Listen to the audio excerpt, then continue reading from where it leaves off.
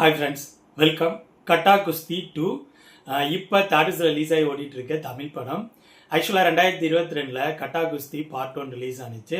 அந்த படம் மிகப்பெரிய ஹிட் ஆனிச்சு. அந்த படத்தில் விஷ்ணு விஷால், ஐஸ்வர்யலட்சுமி லீட் ரோல்ஸ் பண்ணியிருப்பாங்க. செல்லா ஐயாவும் அந்த படத்தை டைரக்ட் பண்ணியிருப்பாரு.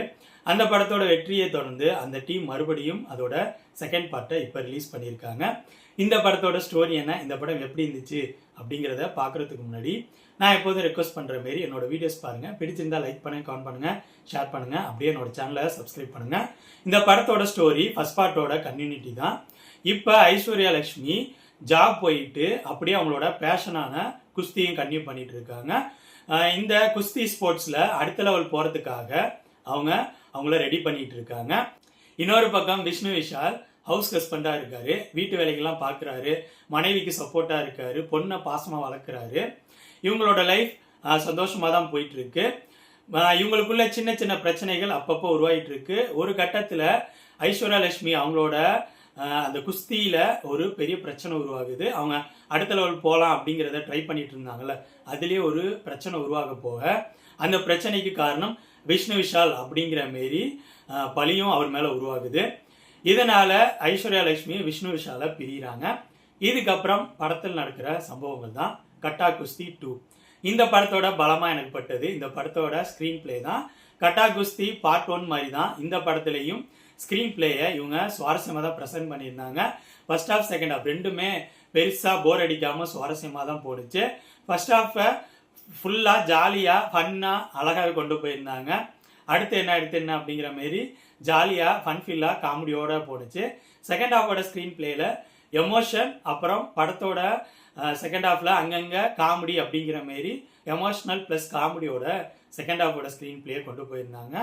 ஸோ எனக்கு ஃபர்ஸ்ட் ஹாஃப் செகண்ட் ஹாஃப் ரெண்டுமே நல்லா இருக்கிற மாதிரி தான் தோணுச்சு. இந்த படத்தோட ஸ்க்ரீன் பிளேயில் சில மெசேஜஸை வலுக்கட்டாயமாக திணிக்காமல் போகிற போக்கில் அழகாகவே காட்டியிருந்தாங்க. அதை தாண்டி இந்த படத்தில் நடித்தவங்களோட பர்ஃபார்மன்ஸும் நீட்டாகவே இருந்துச்சு. விஷ்ணு விஷால், ஐஸ்வர்யலட்சுமி இவங்க 2 பேரும் நல்லாவே பர்ஃபார்ம் பண்ணியிருந்தாங்க. இவங்க 2 பேரும் மட்டும் இல்லாமல் படத்தில் நடித்த எல்லாரும் நீட்டான பர்ஃபார்மன்ஸை கொடுத்துருந்தாங்க. குறிப்பாக இந்த சின்ன பொண்ணு கேரக்டரில் பர்ஃபார்ம் பண்ண பொண்ணு நல்லாவே பர்ஃபார்ம் பண்ணியிருந்துச்சு. நெக்ஸ்ட் இந்த படத்தோட டெக்னிக்கல் விஷயங்கள் இந்த படத்துக்கு என்ன தேவையோ அதை பர்ஃபெக்டாக கொடுத்துருந்த மாதிரி தான் எனக்கு தோணுச்சு. இந்த படத்தில் பிரச்சனைகள் அப்படின்னு சொல்லணும்னா இந்த படத்தோட ஸ்க்ரீன் பிளே சுவாரஸ்யம் போனாலும் அடுத்து இதுதான் நடக்கும் அப்படிங்கிற மாரி இந்த படத்தோட ஸ்க்ரீன் பிளேயை ஈஸியாக ப்ரெடிக்ட் பண்ண முடியுது.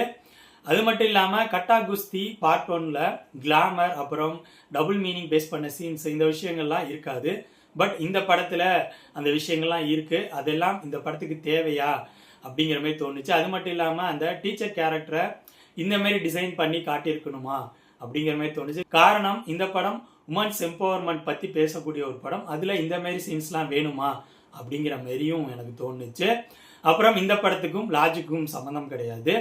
ஓவராலாக சொல்லணும்னா என்னை பொறுத்த வரைக்கும் இந்த படத்தோட ஃபர்ஸ்ட் ஹாஃப் ஸ்க்ரீன் பிளே ஜாலியாக ஃபன்னாக போணுச்சு. செகண்ட் ஹாஃபோட ஸ்க்ரீன் பிளே எமோஷன் ப்ளஸ் காமெடியாக கொண்டு போயிருந்தாங்க.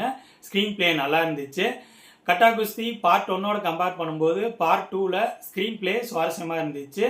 பட் கட்டா குஸ்தி பார்ட் 1ல் கிளாமர், அப்புறம் டபுள் மீனிங் பேஸ் பண்ண சீன்ஸ்லாம் இருக்காது. இந்த படத்தில் கிளாமர் ப்ளஸ் டபுள் மீனிங் பேஸ் பண்ண சீன்ஸ்லாம் இருக்குது.